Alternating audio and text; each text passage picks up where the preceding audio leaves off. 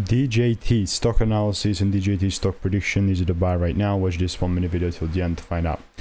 It is sitting at $24.90. Overall, a price where just keep kind of going down, seems like, because when I last had made videos on DJT, I was like, all right, if there is like a 2-hour double breaks above here, I'm taking it higher.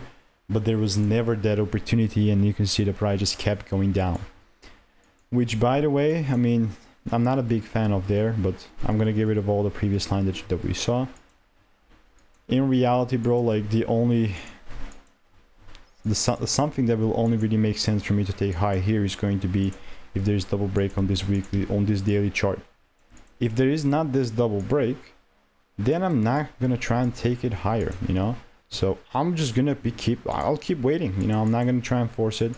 If you want to learn the strategy that I'm using, check the first link in the description. All reviews are 5 stars, and I'll see you in the next one.